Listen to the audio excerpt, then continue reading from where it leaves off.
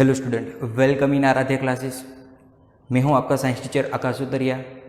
Standard 10 science chapter number 1 जो हमने step by step lecture by lecture finish कर दिया है, बट उसका पूरा एक वन शॉट रिवीजन आज हम देखने वाले हैं। ये लेक्चर थोड़ा सा लंबा होने वाला है, लेकिन मैं जो इम्पोर्टेंट बातें इस लेक्चर में आपको बोलूँ वो आपको अच्छी तरह से दिमाग में याद रखनी है। सबसे पहले चैप्टर नंबर 1, तो चैप्टर 1 में हमने शुरुआत की थी what is chemical reaction. Chemical reaction क्या है, मैं हेडिंग लिखते जाता हूँ।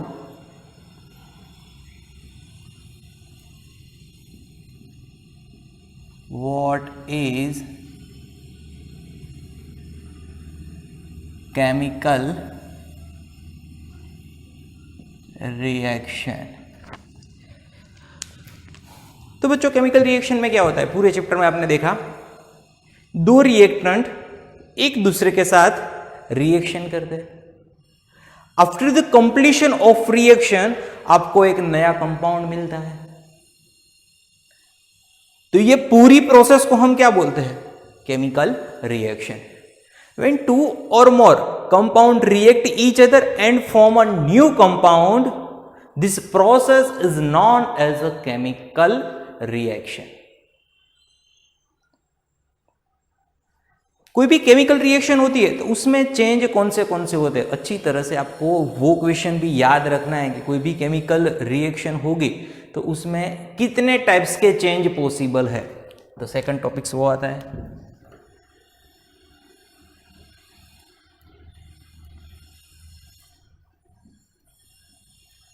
change during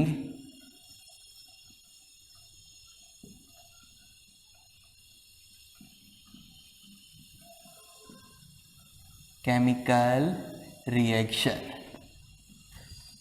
तो आपने देखा था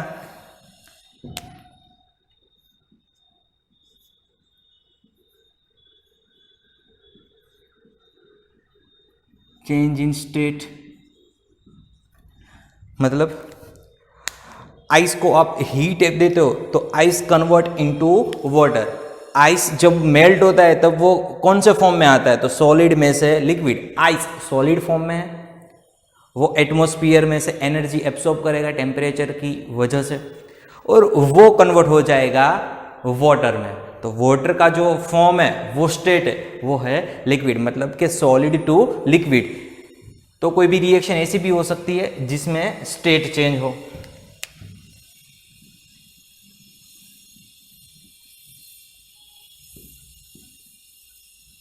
चेंज इन कलर डीप में देखने वाला है।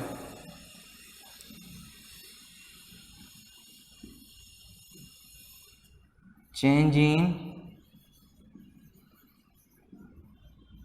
टेम्परेचर, देन लास्ट आता है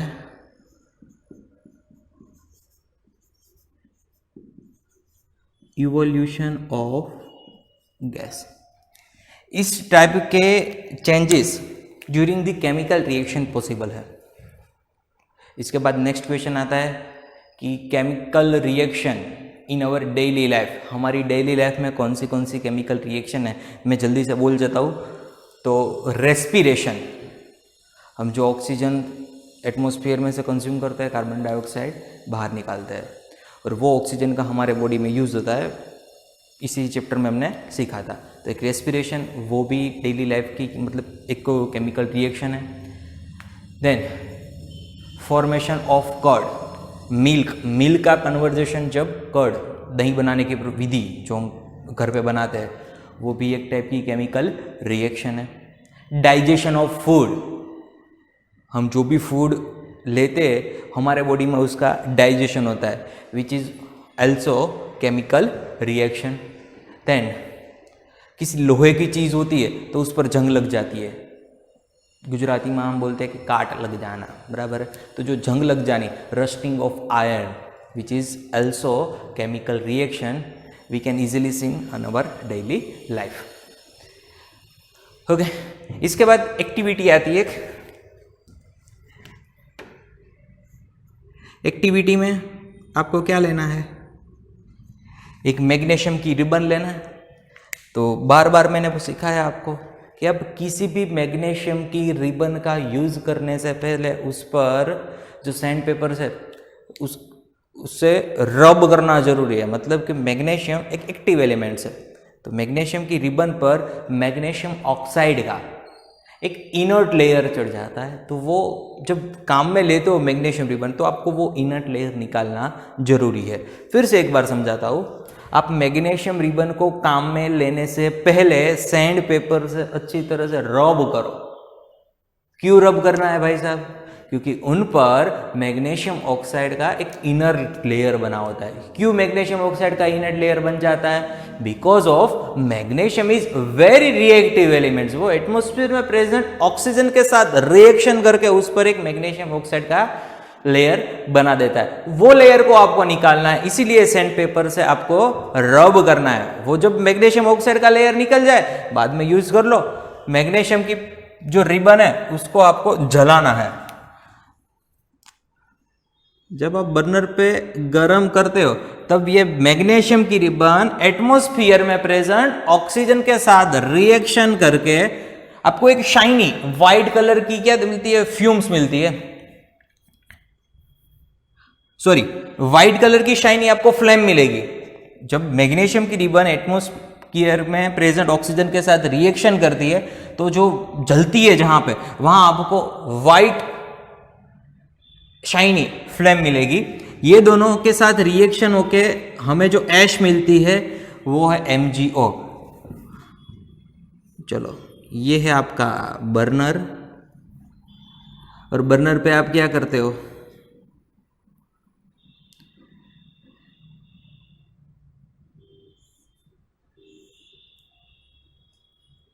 मैग्नीशियम, ये है मैग्नीशियम की रिबन,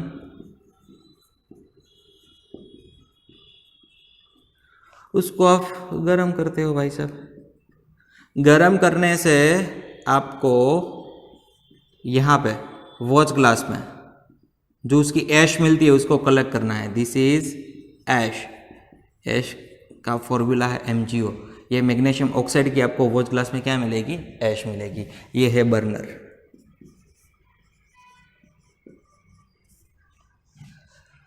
ये मैग्नीशियम सॉलिड फॉर्म में, ऑक्सीजन गैस के फॉर्म में, और magnesium oxide also in form of solid. तो ये थी रिएक्शन। इसके बाद जो नेक्स्ट रिएक्शन आती है वो भी बहुत ही कमाल की रिएक्शन है। बहुत सारा फंडामेंट हमें वो सिखाती है। ओके, तो आपको लेना है कलरलेस पोटेशियम आयोडाइड का सॉल्यूशन।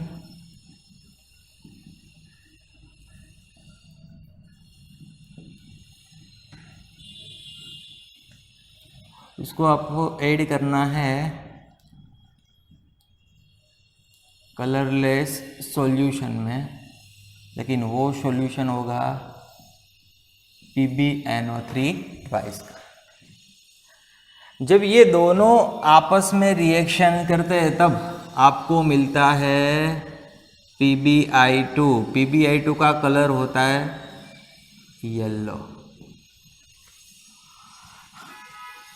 ये केमिकल रिएक्शन है। वो केमिकल रिएक्शन को आपको केमिकल इक्वेशन के फॉर्म में लिखना है तो आप इस तरह से लिखोगे,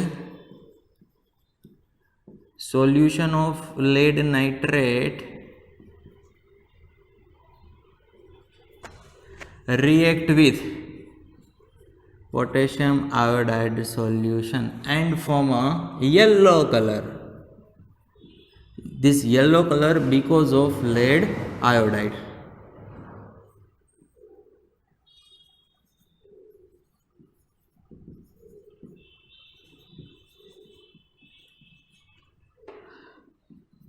प्लस आपको मिलता है 2KNO3 तो लिख देना है।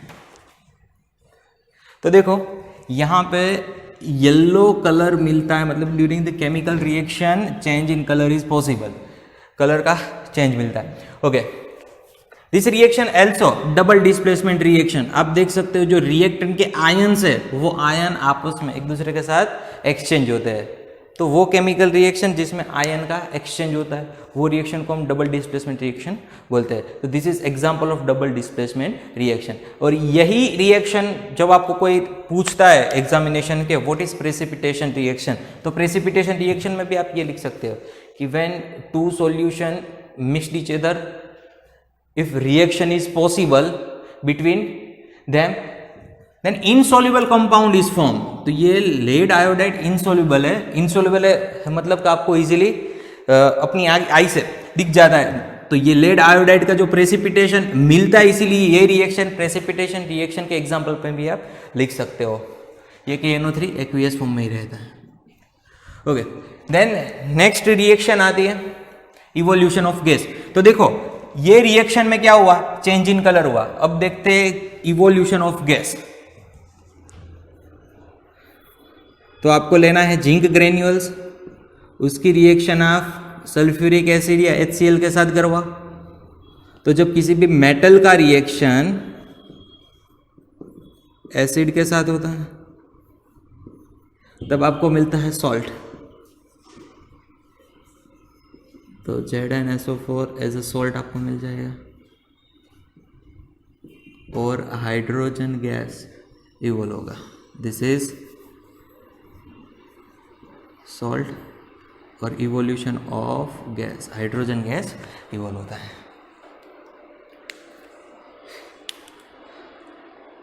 ये कॉमन फॉर्मूला है वो आपको याद रखना है। और ये जनरल एसिड आपको लेना है डाइल्यूट, मतलब कि एक्वियस को फॉर्म में। तो ये पूरी रिएक्शन है, याद रखो बच्चों। हाइड्रोजन गैस, हाइड्रोजन जो गैस है वो फ्लेमेबल गैस है। देन हाइड्रोजन की वजह से ये रिएक्शन एक्सोथर्मिक है, मतलब कि ये रिएक्शन में आपको चेंज इन टेम्परेचर भी मिल सकता है। ओके, इसके बाद जो फंडामेंट आते हैं वो है what is reactant and what is product. इसी रिएक्शन में से हम देख लेते हैं रिएक्टेंट क्या है। तो रिएक्टेंट वो है जिसको हम इक्वेशन में लेफ्ट हैंड साइड लिखते हैं, और प्रोडक्ट वो है जिसको हम रिएक्शन में राइट हैंड साइड लिखते हैं। रिएक्टेंट वो है जो केमिकल रिएक्शन में पार्टिसिपेट करता है। A compound which take part in chemical reaction, a compound which take parts in chemical reaction which called as a reactant. After the completion of a chemical reaction, a new compound is formed, a new compound which is known as a product. तो ये है आपकी product. जब ये reactant आपस में react करके जो बनाते हैं इसको हम बोलते हैं प्रोडक्ट। किस तरह से लिखते हैं तो आपको पता ही है। हम सबसे पहले एरो बनाते हैं, तो एरो के लेफ्ट हैंड साइड पे रिएक्टेंट लिखते हैं और एरो का डायरेक्शन जिस भी डायरेक्शन में होता है वो डायरेक्शन में हम प्रोडक्ट लिखते हैं। अगर आपके पास एक से ज्यादा रिएक्टेंट है तो आप प्लस की साइन रख दो, अगर आपके पास एक से ज्यादा प्रोडक्ट है तो आप उनके बीच भी प्लस साइन रख सकते हो। तो ये बात हो गई आप किसी भी केमिकल इक्वेशन को किस तरह से आपको लिखना है। तो चलो उसकी भी बात कर लेते हैं कि केमिकल इक्वेशन क्या है। और केमिकल रिएक्शन को डिस्क्राइब करने के लिए हम जो टर्मिनोलॉजी वो सिंबल के फॉर्म में यूज करते हैं। देखो जिंक और सल्फ्यूरिक एसिड ये दोनों के बीच में जो रिएक्शन होती है और बनता है जिंक सल्फेट और हाइड्रोजन गैस, तो वो पूरी केमिकल रिएक्शन है जिसको हम स्टेटमेंट के तौर पे लिख सकते हैं। लेकिन वो रिएक्शन को आप इक्वेशन के फॉर्म में लिखना है तो सबसे पहले आपको क्या करना है, तो वो जो रिएक्टेंट है उसकी टर्मिनोलॉजी मतलब कि सिंबल आपको पता होना चाहिए, और प्रोडक्ट उसके भी सिंबल आपको पता होना चाहिए। प्रोडक्ट और रिएक्टेंट दोनों के सिंबल लिख दो, बाद में उसका स्टेट मेंशन करना जरूरी है। मैं यहां पे लिखता हूं एस का मतलब होता है सॉलिड, यहां पे लिखता हूं AQ, तो मैंने सिखाया आपको AQ का मतलब होता है solution in which as a solvent water हम यूज करते हैं, तो इसको बोलते हैं हम एक्वियस। जिसके बाद मैंने यहां पे लिखा है जी का मतलब होता है गैस, हाइड्रोजन है तो हाइड्रोजन गैस के फॉर्म में इवॉल्व होता है। तो कोई भी केमिकल रिएक्शन है, केमिकल रिएक्शन को आप केमिकल इक्वेशन से डिस्क्राइब कर सकते हो। आपके पास कोई केमिकल रिएक्शन का केमिकल इक्वेशन है तो किसी भी केमिकल रिएक्शन को आप अच्छी तरह से समझ सकते हो। देखो यहां पे मेरे पास एक केमिकल इक्वेशन है, तो मैं किस तरह से डिस्क्राइब करता हूँ कि मैग्नीशियम सॉलिड, मतलब कि magnesium as a solid form में लेना है, उसको आपको ऑक्सीजन गैस के साथ रिएक्शन करवाने के लिए इसको क्या करना पड़ेगा, हीट करना पड़ेगा। तो ये हीट करने से क्या बनता है, as a form magnesium solid form होता है। तो ये केमिकल रिएक्शन मैंने केमिकल इक्वेशन में से पता की है। तो ये केमिकल इक्वेशन की बात हो गई।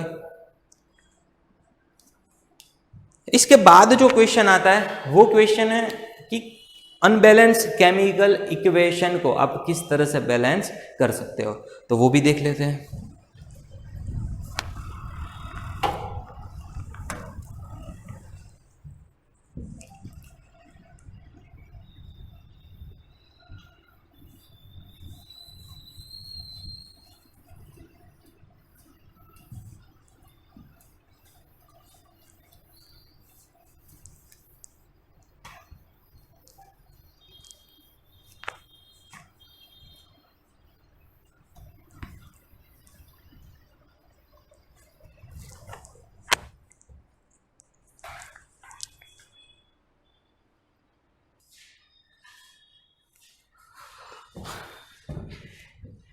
Fe plus H2O gives Fe3O4 and H2।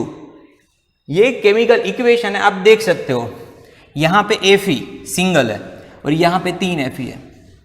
इसी तरह से ऑक्सीजन की बात करें तो यहां पे 1 ऑक्सीजन है, यहां पे 4 ऑक्सीजन है। मतलब कि ये पूरी जो केमिकल इक्वेशन है, तो as a reactant and product दोनों के बीच में जो एलिमेंट्स, जो एटम्स पार्टिसिपेट कर रहे हैं रिएक्शन में, वो अनबैलेंस है। मतलब कि आप रिएक्टेंट और प्रोडक्ट दोनों के साथ एटम का नंबर है वो डिफरेंस है।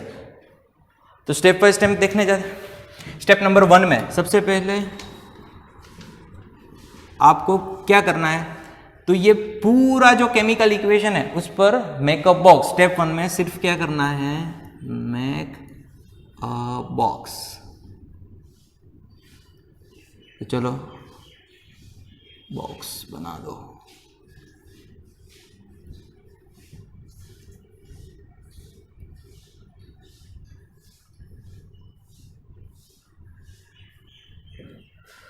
इसके बाद आता है step number 2।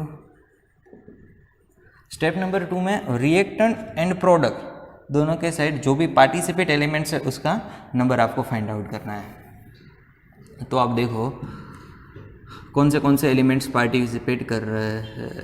Elements Fe, hydrogen and oxygen. हम देखते हैं इन रिएक्टेंट पे, तो रिएक्टेंट में Fe कितने हैं भाई साहब, 1, हाइड्रोजन 2, ऑक्सीजन कितना है, 1। सेम उसी तरह से काउंट कर दो आप इन प्रोडक्ट। चलो प्रोडक्ट 3 Fe है। हाइड्रोजन की बात करें तो हाइड्रोजन 2 है, ऑक्सीजन की बात करें तो ऑक्सीजन 4 है। इस तरह से आपको number of elements in reactant and product आपको काउंट कर लेना है। इसके बाद आता है step number 3 which is very important. तो स्टेप नंबर 3 में आपको जो भी अनबैलेंस है, आप देख सकते हो यहाँ पे Fe बैलेंस नहीं है, ऑक्सीजन बैलेंस नहीं है। बैलेंस का मतलब होता है कि दोनों के सेट जब 4-4 बन जाते हैं तो वो केमिकल रिएक्शन इक्वेशन को हम बैलेंस बोलते हैं। लेकिन यहाँ पे 1 है, यहाँ पे 4 है, मतलब कि बैलेंस नहीं है। तो बैलेंस करने के लिए हम क्या करेंगे, तो बैलेंस करने के लिए ये जो इक्वेशन है उसमें से वो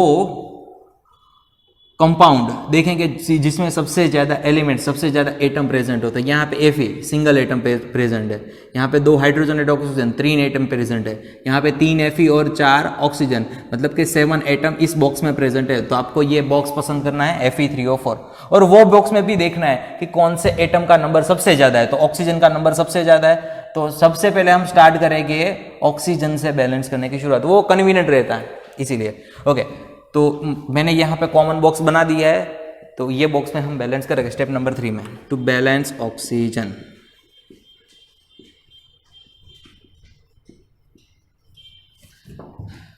एटम ऑफ ऑक्सीजन, ये स्टेप नंबर 3 में आपको बॉक्स बनाना है। Atom of oxygen in reactant के साथ कितना है, 1 oxygen present in form of H2O। Then product, product में आप देख सकते हो कि 4 ऑक्सीजन है in form of Fe3O4।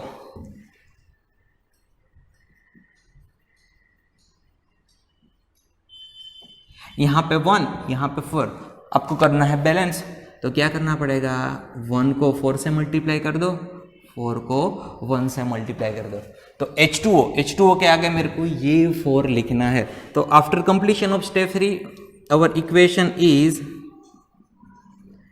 Fe plus 4H2O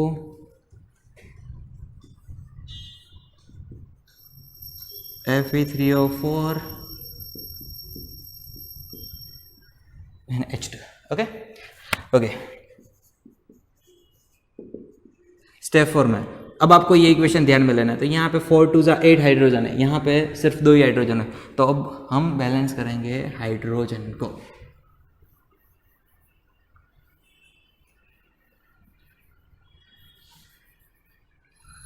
okay, to balance hydrogen,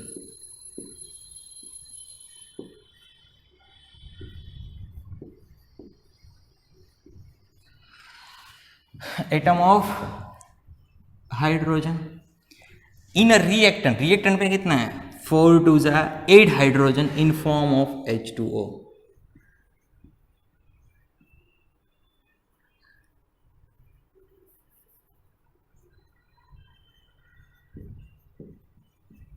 in a product की साइड बात करें कि सिर्फ 2 ही है हाइड्रोजन, 2 इन H2 के फॉर्म में। तो यहाँ 8 को आप 1 से मल्टीप्लाई करो और 2 को आप 4 से मल्टीप्लाई करो, तो ये 4 आपको कहाँ लिखना है। तो आफ्टर कंप्लीशन ऑफ स्टेप 4 आपको ये बॉक्स बनाना है यहाँ पे और लिखना है नीचे Fe प्लस 4H2O और ये 4 किस साइड आया है, H2 के साइड।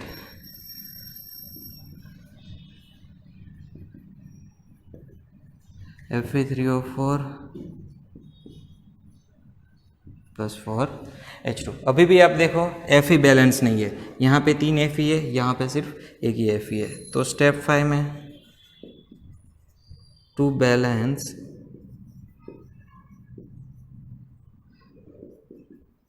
Fe मतलब कि आयरन।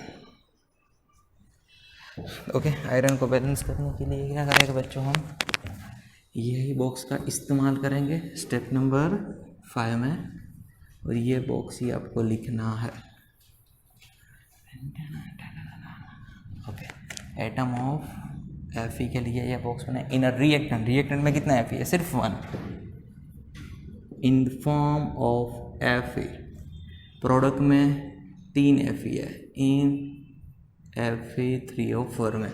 1 और 3 को बैलेंस करना है, तो 1 को मल्टीप्लाई करना पड़ेगा 3 से और 3 हो जाएगा 1 से। तो ये 3 आपको क्या लिखना है, कहाँ पे लिखना है, तो Fe के आगे लिख दो, ये 3 आया ना। तो after completion of step 5 your chemical equation is 3Fe 4H2O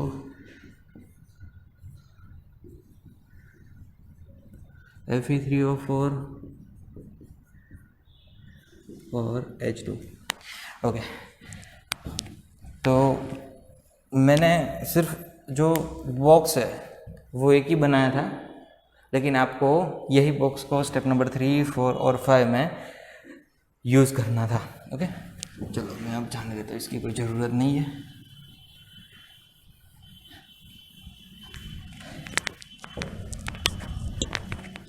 step number 6,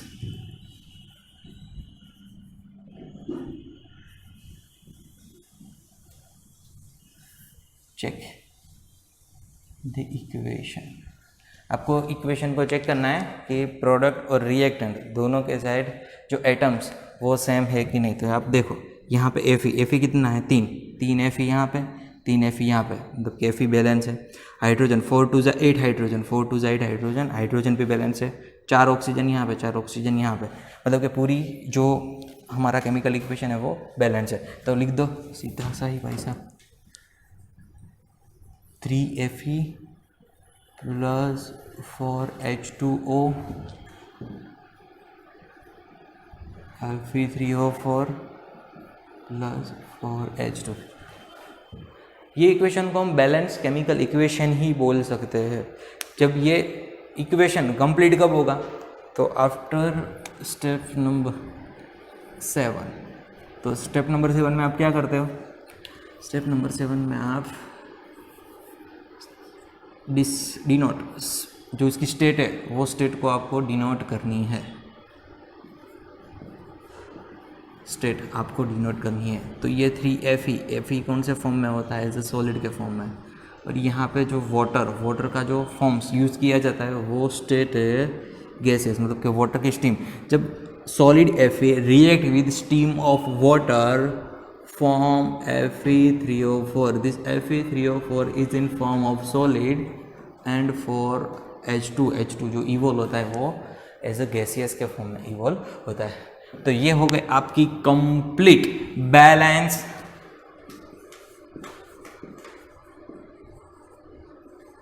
chemical equation. ये है आपका कंप्लीट बैलेंस केमिकल इक्वेशन। कोई केमिकल इक्वेशन अनबैलेंस है, मतलब बैलेंस नहीं है, उसको बैलेंस करना क्यों जरूरी है, तो उसका भी एक रीज़न आता है, why we balance chemical equation.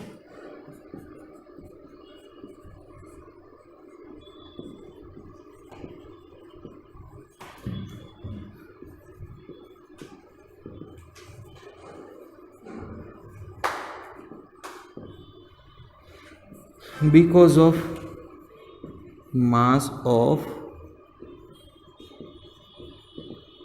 Conservation. आपने स्टैंडर्ड 9 में पढ़ा था ना कि किसी भी मास को आप प्रोड्यूस नहीं कर सकते, उसका डिस्ट्रॉय भी नहीं कर सकते। मास can be neither produce nor destroy during the chemical reaction. तो मास ऑफ कंजर्वेशन का जब ये लॉस अप्लाई होता है, इसलिए आपको केमिकल इक्वेशन को बैलेंस करना जरूरी है। और दूसरी बात है, number of elements in product and reactant should be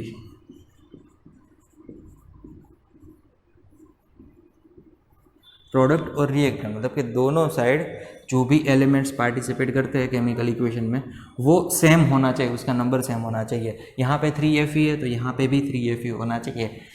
इसकी वजह से हम किसी भी बैलेंस अनबैलेंस केमिकल इक्वेशन को बैलेंस करते हैं। और जब कोई भी रिएक्शन जो बैलेंस होता है तो वो बैलेंस इक्वेशन में आप बहुत सारी इंफॉर्मेशन ले सकते हैं, मतलब कि रिएक्टेंट कितना चाहिए कोई भी रिएक्शन को कंप्लीट करने के लिए, आपको कितनी प्रोडक्ट मिलेगी, उसका अमाउंट कितना होगा, वो सारी की सारी बातें आप बैलेंस केमिकल इक्वेशंस में से निकाल सकते हो।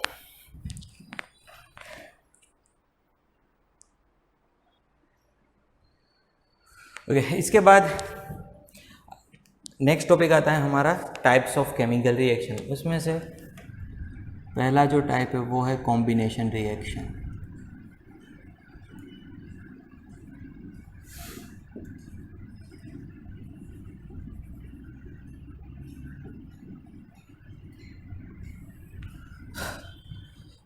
Combination chemical reaction, a reaction in which two or more compound react each other and form a single molecules। Reactant एक से ज़्यादा होगा लेकिन प्रोडक्ट आपको एक ही मिलेगी। फिर से मैं बोलता हूँ, व्हेन टू और मोर reactant react each other and form a single product, this chemical reaction is known as a combination chemical reaction। Definition लिख लेते हैं, व्हेन टू और मोर कंपाउंड या reactant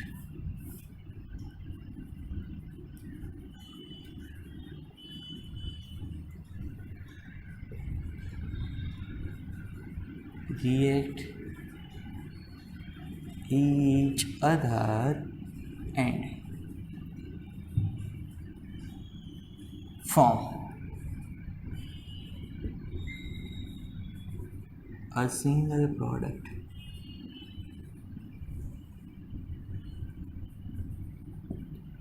This reaction is known as combination reaction. इसके example की बात करें तो बर्निंग ऑफ कोल, तो जो कोल होता है, कोलसा, कोयला, तो उसमें सबसे ज़्यादा जो प्रेजेंट होता है वो है कार्बन। इसको आप जब बर्न करते हो तो उसकी रिएक्शन होती है एटमॉस्फेयर में प्रेजेंट ऑक्सीजन के साथ और आपको मिलता है CO2 गैस।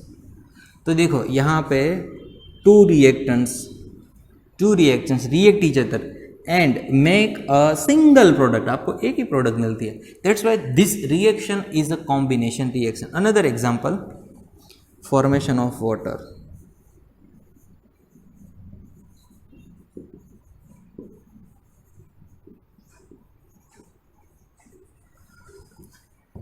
तो हाइड्रोजन गैस और ऑक्सीजन गैस, ये दोनों के बीच जब हम प्रेशर अप्लाई करते हैं तो हाइड्रोजन और ऑक्सीजन आपस में रिएक्ट करते हैं, make a single product H2O liquid. To react each other and form a single product. That's why this reaction is also combination reaction. आपकी बुक में एक एक्टिविटी दी है, इसके बारे में देख लेते हैं। आपको लेना है एक बीकर,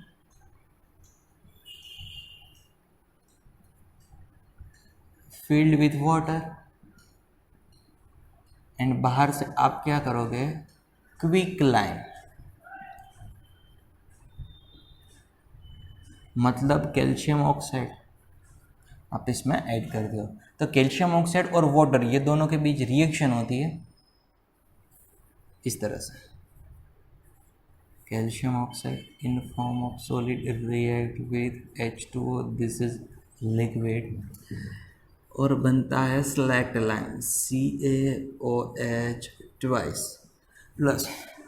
आपको एक बात याद रखनी है, जो हमारा बीकर है, बीकर की सरफेस पे आप अपना हाथ रखते हो तो आपको क्या फील होगा, गर्मी, हीट महसूस होगी। तो इन दिस रिएक्शन आपको एज अ प्रोडक्ट हीट मिलती है। इसकी बात हम बाद में करते हैं, लेकिन क्या ये कॉम्बिनेशन रिएक्शन है? हाँ। When two reactant calcium oxide and H2O react each other and form a single product calcium hydroxide. तो कैल्शियम हाइड्रोक्साइड आपको मिलता है इन फॉर्म ऑफ एक्वियस। तो CaO को हम क्विक लाइम के कॉमन नेम से जानते हैं, कैल्शियम हाइड्रोक्साइड का कॉमन नेम है स्लैक्ट लाइम। और यही कैल्शियम हाइड्रोक्साइड का जो सॉल्यूशन है वो हम किसी भी वॉल को वाइट वॉशिंग करने के लिए यूज़ करते हैं। CaOH ट्वाइस हम वॉल पे अप्लाई करते हैं, मतलब कि दीवार पे लगाते हैं। वो एटमॉस्फेयर में प्रेजेंट कार्बन डाइऑक्साइड के साथ रिएक्शन करके हमारी जो वॉल होती है, वॉल पर एक लेयर बन जाता है। वो लेयर होता है CaCO3 का, और extra H2O in form of gas evolve होता है। ये रिएक्शन कॉम्बिनेशन रिएक्शन नहीं है, लेकिन हाँ ये रिएक्शन हम बोल सकते हो this is example of combination reaction. ये थोड़ा सा एक्स्ट्रा था, लेकिन इसका एक पार्ट है, इसीलिए मैंने समझा दिया। ये कॉम्बिनेशन रिएक्शन नहीं है, लेकिन हाँ ये कॉम्बिनेशन रिएक्शन है। तो जब भी कॉम्बिनेशन रिएक्शन के बारे में आपको कोई पूछता है तो आप ये तीन में से कोई भी एक एग्जाम्पल लेके अच्छी तरह से एक्सप्लेन कर सकते हो। पर यहाँ पे हीट प्रोड्यूस हुई ना, तो हीट प्रोड्यूस होने की वजह से एक नया कंसेप्ट निकल के आता है, a chemical reaction which produce heat, a chemical reaction which produce heat. This reaction is known as exothermic reaction. तो calcium hydroxide sorry calcium oxide and H2O, ये दोनों के बीच रिएक्शन होती है तब हीट प्रोड्यूस होती है. So this reaction also known as exothermic reaction. ये रिएक्शन बोथ है, मतलब कि कॉम्बिनेशन रिएक्शन में भी बिलोंग करती है और एक्सोथर्मिक रिएक्शन में भी बिलोंग करती है. तो चलो एक्सोथर्मिक रिएक्शन का फंडा देख लेते हैं.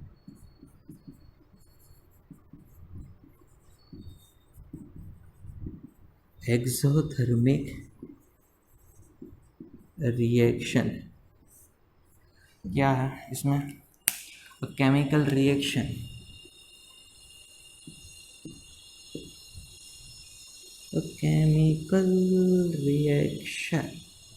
in which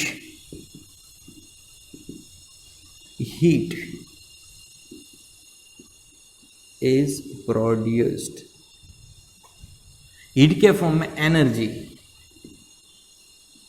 heat energy is produced. This reaction is known as exothermic reaction. ये एक्सोथर्मिक रिएक्शन में आप ये एग्जांपल लिख सकते हो. ओके बच्चों, इसके बाद एक्सोथर्मिक रिएक्शन में नेक्स्ट एग्जांपल आता है burning of natural gas. Example की बात करते हैं अब.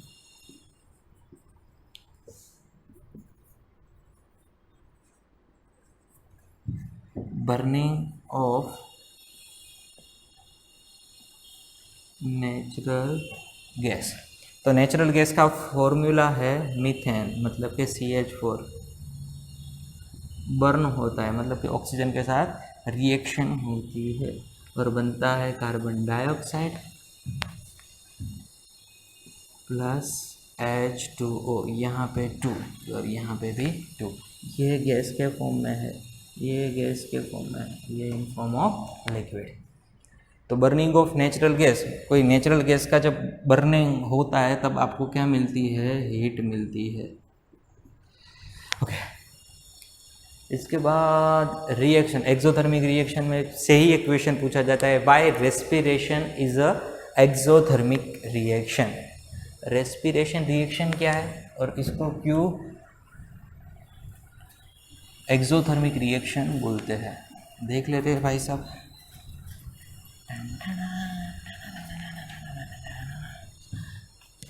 चलो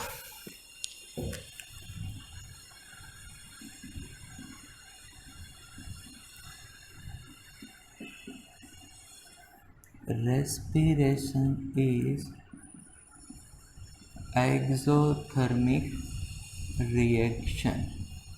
तो आपको पता है भाई साहब, ये हमारी बॉडी को एनर्जी के लिए क्या चाहिए? एनर्जी किस में से मिलती है हमारी बॉडी को? तो हम जो फूड लेते हैं तो फूड में से क्या निकल के आती है? एनर्जी. एनर्जी रिक्वायर्ड है बिकॉज ऑफ रनिंग करने के लिए, हमारी बॉडी में जो एक्टिविटी है वो सारी एक्टिविटी के लिए एनर्जी रिक्वायर्ड है. वो एनर्जी मिलती है फूड में से. फूड में हम क्या लेते हैं? पोटैटोज, ब्रेड, राइस, ये सब हम एज अ फूड कंज्यूम करते हैं. इसमें एक कार्बोहाइड्रेट्स होता है.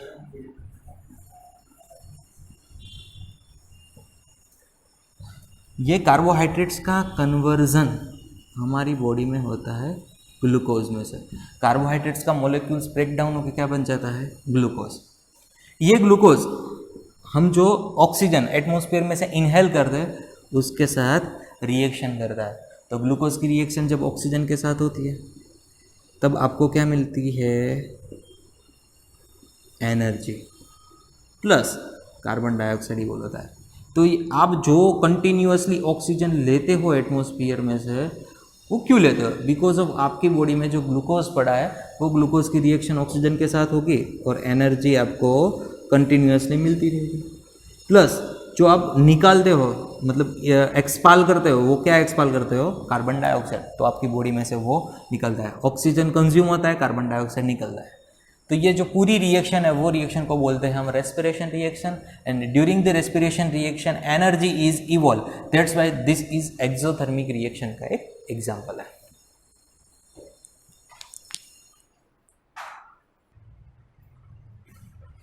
ओके, इसके बाद आता है endothermic reaction.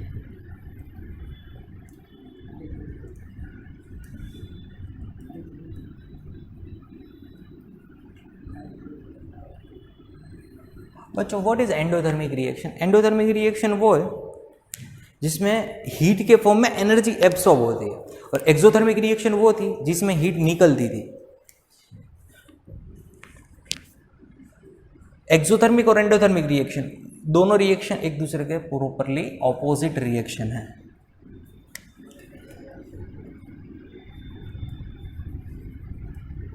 Chemical reaction in which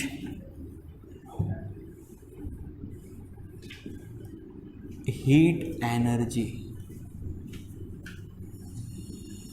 is required, या ऐसा भी लिख सकते हो आप, अ chemical reaction in which reactant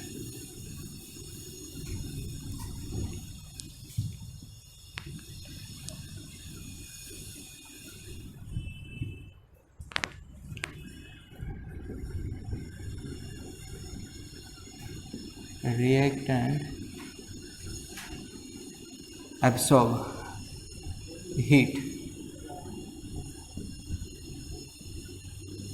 from surrounding.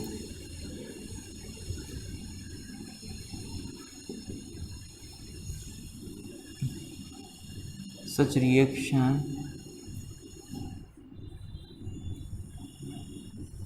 is known as endothermic reaction.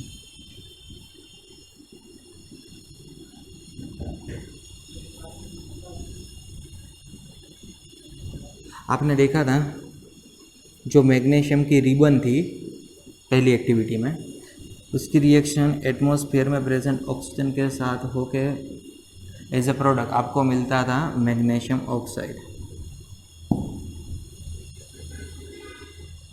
Okay, तो ये सीधा है मैग्नीशियम ऑक्साइड नहीं मिलता था, आपको क्या करना पड़ता था, बर्नर से गर्म करना पड़ता था, मतलब कि आपको हीट देनी पड़ती थी। अगर आप हीट नहीं देते हो तो मैग्नीशियम ऑक्साइड नहीं मिलेगा आपको, अगर आप हीट देते हो तो इजीली मैग्नीशियम ऑक्साइड मिल जाएगा।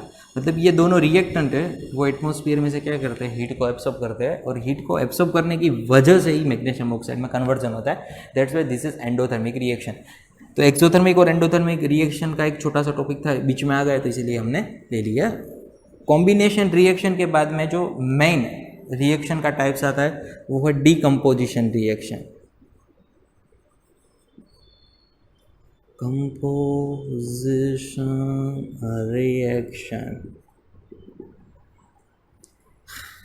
reaction in which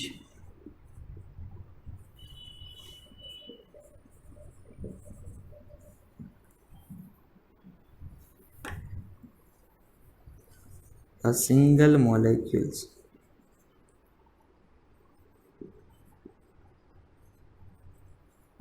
break down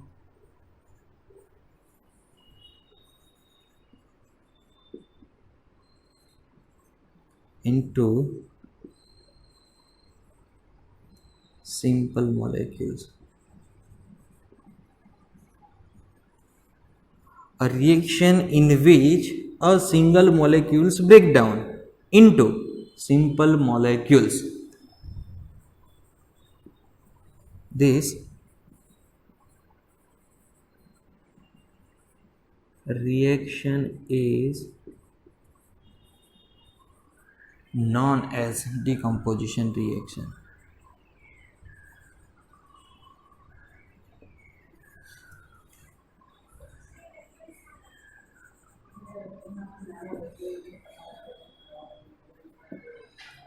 A reaction in which single molecules break down into simple molecules, this reaction known as a decomposition reaction. As for example, A का conversion होता है B plus C, मतलब कि ये ए है वो B और सी में कन्वर्ट होता है।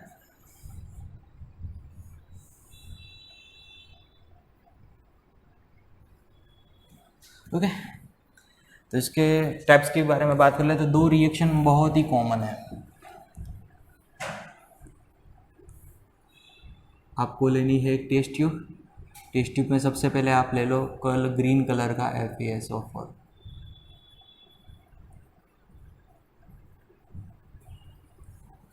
और बाहर से आप क्या करते हो, हीट।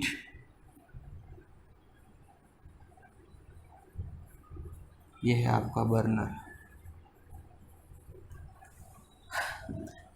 बर्नर से आप करते हो हीट, तो FeSO4 को मिलती है हीट, और FeSO4 टोटली ब्रेक डाउन हो जाता है और रिएक्शन करता है 2FeSO4 सॉलिड। उसको आप हीट करते हो तो FeSO4 टोटली डिकम्पोज होता है into FeTO3 plus SO2 plus SO3। तो ये Fe2O3 का जो कलर होता है वो ब्राउन कलर होता है, मतलब कि ग्रीन कलर का कंपाउंड ब्राउन कलर में कन्वर्ट होता है। क्यों ब्राउन कलर में कन्वर्ट होता है? Due to formation of Fe2O3। SO2 और SO3 उसकी जो स्मेल होती है वो बैड स्मेल होती है।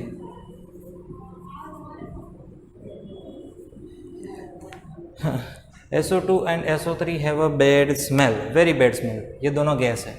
हाँ, उसकी स्टेट लिखनी जरूरी है भाई साहब। ओके, ये FeSO4 को हटा दो, यही सेटअप रखो, और FeSO4 की जगह ले लो आप लेड नाइट्रेट, PbNO3 ट्वाइस। तो जब लेड नाइट्रेट का डिकम्पोजिशन होता है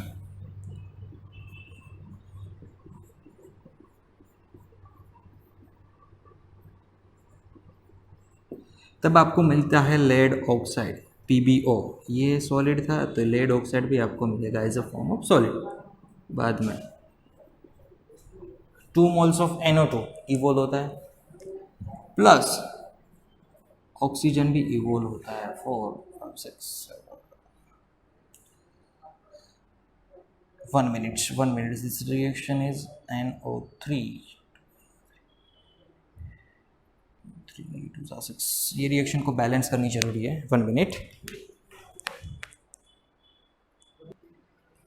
ओके, यहाँ पे आएगा बच्चों 2 PbNO3 ट्वाइस, तो यहाँ पे मिलेगा आपको 2 Pb, और यहाँ पे आपको आएगा 4 NO2। ये पूरी रिएक्शन बैलेंस रिएक्शन है। लेड नाइट्रेट का जब डीकम्पोजिशन होता है इन प्रेजेंस ऑफ हीट, तब आपको मिलता है लेड ऑक्साइड 4 NO2, मतलब कि नाइट्रोजन डाइऑक्साइड एंड ऑक्सीजन। जो ये नाइट्रोजन डाइऑक्साइड का कलर है वो ब्राउन कलर है, reddish brown colour. Brown colour की जो गैस इवोल्व होती है वो रेडिश ब्राउन कलर की, मतलब कि जो टेस्ट ट्यूब का जो अपर पार्ट होता है यहाँ पर आपको क्या मिलेगा, brown colour, brown COLOU coloured.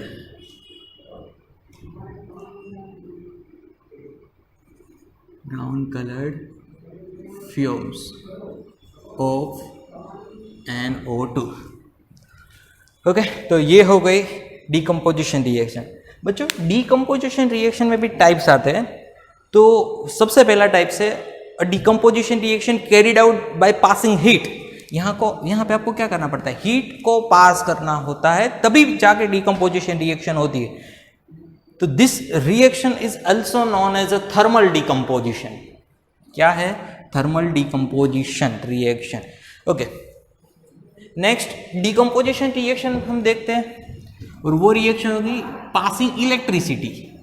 तो आपको पता है कि वाटर में जब इलेक्ट्रिसिटी को हम पास करते हैं, वो पूरा सेटअप मैंने आपको समझाया था।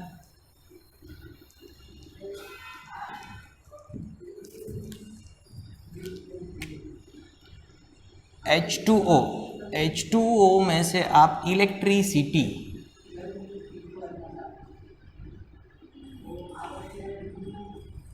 पास करते हो तो आपको मिलता है 2H2 gas plus O2 gas. Anode पे आपको मिलता है ऑक्सीजन गैस, और कैथोड पे आपको मिलता है हाइड्रोजन गैस। इसमें से छोटे क्वेश्चन पूछे जाते हैं कि एनोड पे कौन सा गैस मिलता है, कैथोड पे कौन सा गैस मिलता है। दिस इज थर्मल इलेक्ट्रिसिटी, मतलब कि इलेक्ट्रिक डिकम्पोजिशन, इलेक्ट्रोलिसिस भी बोलते हैं, electrolysis of water. Water liquid form में होता है तब ये 2 हाइड्रोजन और ऑक्सीजन गैस के फॉर्म में आपको मिलता है। देन आता है फोटोलिसिस, सिंपल है उसका फंडा भी। रिएक्शन, फोटोलिसिस रिएक्शन वो है जिसमें decomposition reaction carried out by passing light, light की वजह से डिकम्पोजिशन होता है। 2AgCl या 2AgBr, ये दोनों सॉलिड फॉर्म में होते हैं। उस पर जब सनलाइट पड़ती है, सनलाइट, तो ये सनलाइट की वजह से डिकम्पोजिशन रिएक्शन होता है और उसमें से बनता है 2Ag सॉलिड सॉलिड, और यहाँ पे आपको मिलेगा क्लोरीन गैस, यहाँ को आपको मिलेगा ब्रोमीन गैस। ओके, ये AgCl और AgBr black and white photography में सबसे ज़्यादा यूज होने वाला कंपाउंड है। तो ये हो गई आपकी फोटोलिसिस रिएक्शन। ये AgCl और AgBr जो वाइट इन कलर है, इसका कलर वाइट हो जाता है। जब आप सनलाइट पे रखते हो तो क्या फॉर्म करता है, Ag फॉर्म करता है, क्लोरीन और ब्रोमीन निकल जाता है। तो ये Ag का कलर होता है ग्रे इन कलर, मतलब व्हाइट में से आपको ग्रे कलर कन्वर्ट होता मिलता है। तो बच्चों, डिकम्पोजिशन रिएक्शन 3 टाइप्स के, thermal decomposition, electrolysis and photolysis या photolytic decomposition. A decomposition reaction carried out by passing heat. This reaction is known as a thermal decomposition. Decomposition reaction carried out in presence of electricity. This reaction is electrolysis या electric decomposition. And decomposition reaction passing light, यहाँ पे देख सकते हो, single molecules break down into simple molecules. Single molecules break down into simple molecules. एक molecules का breakdown होता है और मिलता है आपको सिंगल प्रोडक्ट, मतलब एक से ज्यादा आपको सिंपल प्रोडक्ट मिलती है, तो वो रिएक्शन को आप डिकम्पोजिशन रिएक्शन बोल सकते हो।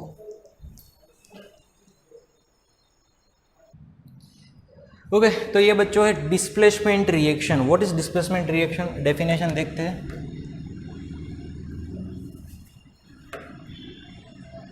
A reaction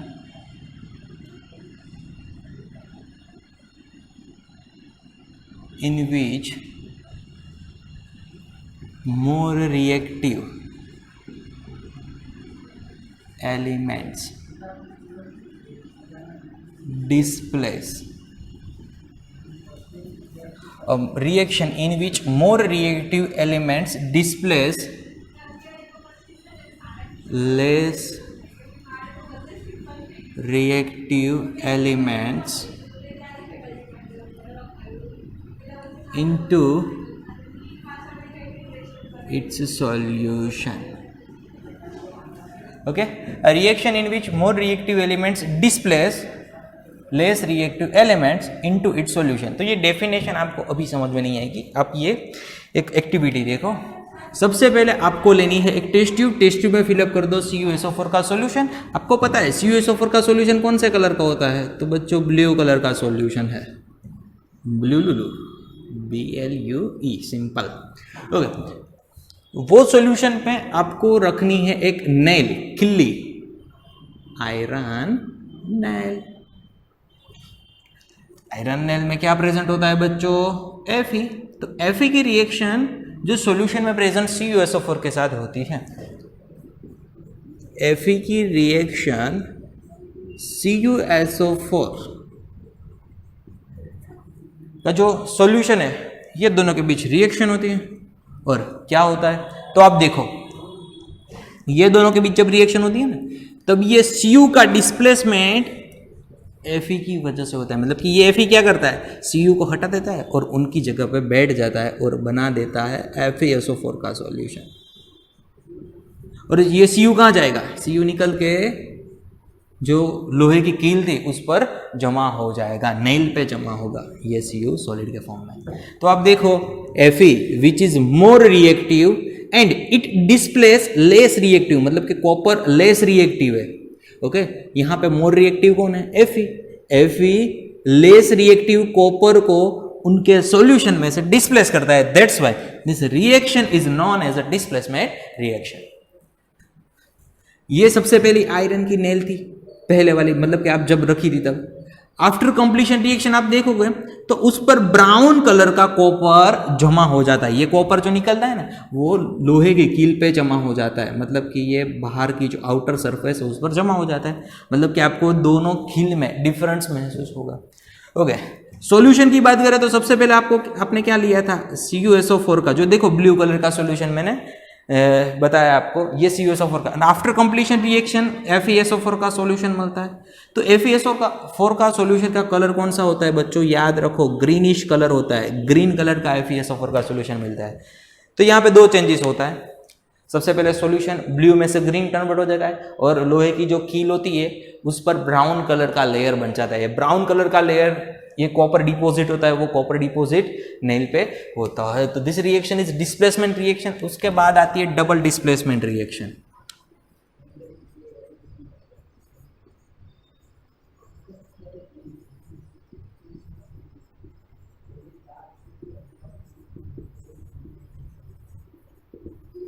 तो डबल डिस्प्लेसमेंट रिएक्शन की एक एग्जांपल मैं लिखता हूं, बेरियम क्लोराइड का सॉल्यूशन ले लो, Na2SO4, मतलब सोडियम सल्फेट का सॉल्यूशन ले लो, ये दोनों के बीच रिएक्शन करवाओ, तब क्या होता है? यहाँ प्रेजेंट होता है Ba+2 आयंस और होता है 2Cl-, और यहाँ पे होता है 2Na+ और होता है SO4-2। तो एक्सचेंज ऑफ आयन होता है। क्या होता है? रिएक्टेंट में जो भी आयंस प्रेजेंट है वो एक्सचेंज होते हैं। ये Ba+2 के साथ Cl- है, वो Cl- निकल जाएगा यहां से और आ जाएगा Ba+2 के साथ BaSO4। देखो, बेरियम के पास नेगेटिव आयन क्लोरीन था, अब नेगेटिव आयन कौन सा आ गया है? सल्फेट। और सोडियम के पास नेगेटिव आयन सल्फेट था। आफ्टर रिएक्शन सोडियम के पास आ जाएगा क्लोरीन, मतलब कि 2NaCl। आपको क्वेश्चन होगा कि क्यों यहाँ पे S लिखा है? तो ये S का मतलब होता है सॉलिड। जब कोई भी दो लिक्विड, दो सॉल्यूशन को आप मिक्स्ड करते हो, मिक्स करने की वजह से उनके बीच रिएक्शन होती है, और रिएक्शन से आपको कोई इनसोल्यूबल कंपाउंड मिलता है, इनसोल्यूबल सॉलिड कंपाउंड, मतलब कि वो डिसोल्व के फॉर्म नहीं होता है, तो वो कंपाउंड को आप क्या बोलते हैं? प्रेसिपिटेशन बोलते हैं। तो ये रिएक्शन आप प्रेसिपिटेशन रिएक्शन के एग्जांपल में भी लिख सकते हो। BaSO4 के व्हाइट कलर के PPT आपको मिलते हैं, white coloured precipitate. Okay, displacement reaction का मेरे को कोई एग्जांपल देना है तो मैं एक दो एग्जांपल है मेरे ध्यान में, वो मैं दे देता हूं। वो लिखना जरूरी है, डिस्प्लेसमेंट रिएक्शन का एग्जांपल। देखो, डबल डिस्प्लेसमेंट रिएक्शन मतलब कि प्रेसिपिटेशन रिएक्शन, तो आप वो पहले वाला एग्जांपल था, लेड नाइट्रेट और पोटेशियम आयोडाइड के बीच रिएक्शन होकर लेड आयोडाइड बनता है, वो एग्जांपल लिख सकते हो। इसलिए मैं वो एग्जांपल मैंने आगे इसी लेक्चर में चलाया, इसलिए मैं यहाँ पे नहीं लिखता हूँ, डिस्प्लेसमेंट रिएक्शन का लिख देता हूँ दो एग्जांपल। कि जब जिंक सॉलिड होता है उसकी रिएक्शन भी जब CuSO4 एक्वेस के साथ होती है तब क्या बनता है बच्चों? तब बनता है ZnSO4 एक्वेस फॉर्म में और Cu निकल जाता है। तो ये रिएक्शन में भी आप कह सकते हो कि zinc is more reactive than copper. Okay, उसके बाद जो नेक्स्ट Pb+CuCl2, वो भी बहुत अच्छा एग्जांपल है। लेड सॉलिड CuCl2 एक्वेस के साथ रिएक्शन करके बनाता है PbCl2 in form of aqueous and also Cu को निकालता है। तो ये रिएक्शन में भी आप कंक्लूड करते हो कि Cu is less reactive than Pb, मतलब कि Pb का जो रिएक्टिंग पावर है वो Cu से ज़्यादा है। तो ये दोनों एग्जाम्पल आप डिस्प्लेसमेंट रिएक्शन में लिख सकते हो। ओके, चलो इसके बाद आती है oxidation reaction, redox reduction reaction. तो बच्चों ऑक्सीडेशन रिएक्शन क्या है? Addition of oxygen, removal of hydrogen. Reduction reaction क्या है? Opposite of oxidation reaction. जल्दी से देख लेते हैं भाई साहब, what is oxidation reaction, what is reduction reaction.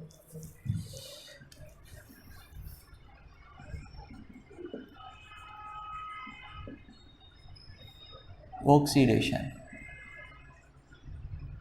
Addition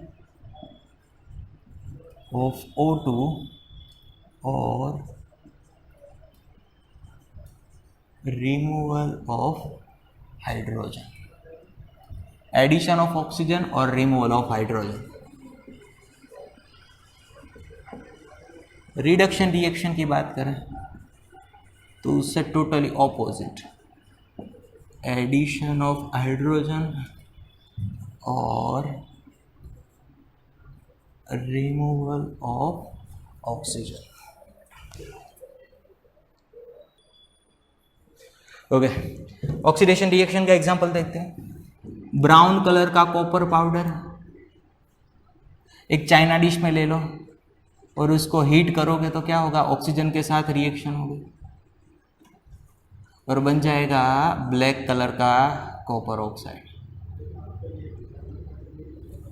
तो देखो यहाँ पे कॉपर में से कन्वर्ट होता है CuO का, मतलब एडिशन ऑफ ऑक्सीजन, तो कॉपर इज ऑक्सीडाइज्ड। बच्चों याद रखो हमेशा, ऑक्सीडाइज्ड और रिड्यूस्ड वही होते हैं जो रिएक्टेंट के साइड होते हैं। आप ऐसा नहीं बोल सकते कि CuO इज ऑक्सीडाइज्ड। यस, आपको ऐसा ही बोलना है, copper is oxidised because of oxygen is added into Cu। Cu में ऑक्सीजन ऐड होता है और बनता है CuO। याद रखो, कॉपर का कलर होता है ब्राउन, CuO का कलर होता है ब्लैक। ब्राउन में से ब्लैक कन्वर्ट मतलब ब्राउन में से ब्लैक कलर का आपको एक कन्वर्जन मिलता है। जब ये हीटेड फॉर्म में होता है बच्चों CuO, तो मैं रिडक्शन रिएक्शन का भी एग्जांपल इसी में से आपको बता सकता हूं। CuO सॉलिड जब हीटेड होता है तब आप इसमें से पास करो हाइड्रोजन गैस, तो आपको मिल जाएगा Cu solid plus H2O। H2 आपको एज अ गैस के फॉर्म में मिलेगा। तो देखो यहाँ पे CuO का कन्वर्जन हुआ Cu में, मतलब कि पहले ऑक्सीजन था अब ऑक्सीजन नहीं है, मतलब कि क्या हुआ? Removal of oxygen. तो in this reaction CuO is reduced. बच्चे अब मैं ऑक्सीडेशन और रिडक्शन, जब ये दोनों रिएक्शन एक साथ होती है, मतलब कि एक कंपाउंड ऑक्सीडाइज्ड होता है देन अनदर कंपाउंड रिड्यूस्ड होता है, तो वो आपकी बनती है रेडॉक्स रिएक्शन। रेडॉक्स रिएक्शन का अनदर नाम है oxidation and reduction reaction. One component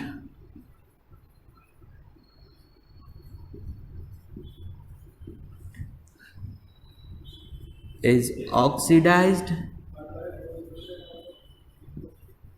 and other components are reduced. Okay, one component is oxidized and other components are reduced. This reaction is a redox reaction. Redox reaction का another name है oxidation and reduction reaction. Example, यही example में सीख लेते हैं भाई साहब। 2CuO react with hydrogen gas, इसमें से बन जाता है भाई साहब Cu सॉलिड और H2O, ये इन फॉर्म ऑफ गैस। तो देखो यहाँ पे CuO में से बनता है Cu, मतलब ऑक्सीजन निकलता है, removal of oxygen, removal of oxygen, मतलब वो कौन सी रिएक्शन हुई? रिडक्शन रिएक्शन हुई। देखो यहाँ पे हाइड्रोजन है और यहाँ पे H2O है, मतलब हाइड्रोजन में ऑक्सीजन ऐड होता है, मतलब कि addition of oxygen. That's why ये रिएक्शन आपकी हो जाती है, एडिशन रिएक्शन, ऑक्सीजन का एडिशन होता है, ऑक्सीडेशन रिएक्शन,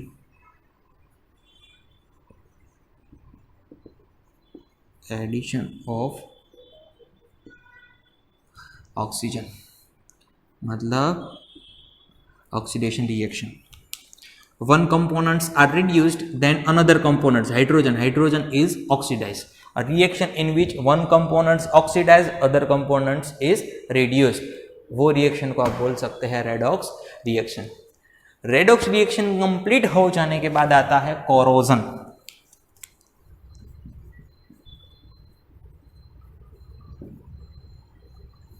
कोरोजन क्यों होता है भाई साहब? तो एटमॉस्फेयर में मॉइस्चर प्रेजेंट होती है, एसिड का अमाउंट प्रेजेंट होता है, तो उसकी वजह से मेटल का जो फॉर्म होता है वो चेंज होता है, मतलब कि metal are corroded. Just like Fe, कोई लोहे की चीज होती है उस पर ब्राउन कलर का जंग लग जाता है, ब्राउन कलर का पाउडर.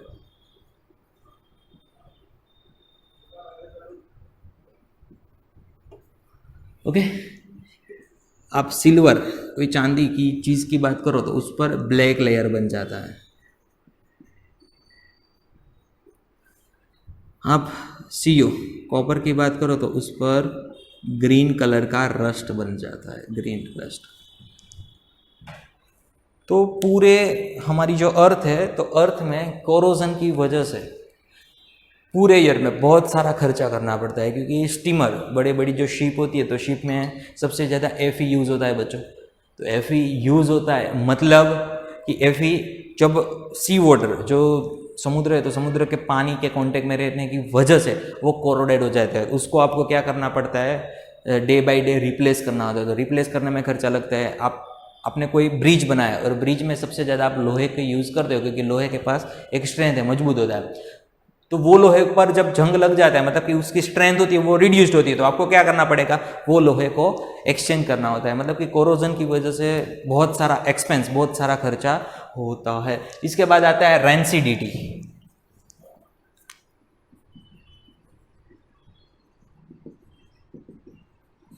बच्चों रेंसिडिटी क्या है? तो वो फूड, कोई भी फूड होता है जिसमें फैट्स एंड ऑयल प्रेजेंट होता है, वो फूड जिसमें फैट्स एंड ऑयल प्रेजेंट है. तो ये फैट्स एंड ऑयल एटमॉस्फेयर में प्रेजेंट ऑक्सीजन के साथ ऑक्सीडेशन करता है, मतलब कि फैट्स और ऑयल्स का ऑक्सीडेशन होता है. और जब फैट्स और ऑयल्स का ऑक्सीडेशन होता है ना, इसी वजह से उसकी टेस्ट और स्मेल चेंज हो जाता है. ओके फिर से मैं बताऊँ, फूड जिसमें ऑयल और फैट प्रेजेंट है, एटमॉस्फेयर में जो ऑक्सीजन है वो ऑक्सीजन फैट्स और ऑयल के साथ रिएक्शन करता है और फैट्स और ऑयल ऑक्सीडाइज्ड होता है. जब फैट्स और ऑयल दोनों का ऑक्सीडाइज्ड मतलब कि ऑक्सीडेशन होता है, तब उसका टेस्ट और स्मेल चेंज हो जाता है. तो वो चेंज ना हुए इसलिए आप क्या करते हो, इसमें एंटीऑक्सीडेंट, मतलब कि ऑक्सीडेशन की रिएक्शन है वो स्टॉप कर सके, वो कंपोनेंट्स आप इसमें फिल करते हो. तो जो पोटैटो चिप्स का जो पैकेट्स आता है उसमें नाइट्रोजन गैस आप फिलअप करते हो. क्यों नाइट्रोजन गैस फिलअप करते हो? Because of nitrogen is antioxidant. वो जो चिप्स के भीतर जो फैट्स और ऑयल है उस पर ऑक्सीजन जो प्रेजेंट एटमॉस्फेयर है उसके साथ जो रिएक्शन होती है उससे बचाता है. तो ये पूरे लेक्चर में बच्चों हमने चैप्टर नंबर 1 का वन शॉट रिवीजन देखा है. तो रिवीजन का मतलब होता है कि सबसे पहले आप जो पूरे 7 लेक्चर है वो 7 लेक्चर देखो, समझो, और जब एग्जाम टाइम पे, कोई एग्जाम होती है, एग्जाम टाइम पे ये पूरा वन शॉट आप देखो. तो वन शॉट में मैंने जो जो पॉइंट्स लिखा है, जो पॉइंट्स की मैंने डिस्कशन की है, वो आपको एक अपनी बुक में अंडरलाइन करना है. लेकिन हाँ, एग्जाम में आपको वो छोटी छोटी बात नहीं लिखनी है, एग्जाम में तो आपको पूरा क्वेश्चन ही लिखना है. लेकिन ये तो 1 घंटे का वन शॉट था, इसीलिए मैंने तो क्या किया कि छोटे छोटे जो टॉपिक्स थे, इसमें हमने क्या स्टडी की थी, वो मैंने ओरली आपको समझाया. तो मिलते हैं नेक्स्ट लेक्चर में. अब स्टार्ट करेंगे नया चैप्टर. तब तक आप ये चैप्टर नंबर 1 की स्टडी करते रहो. Thank you.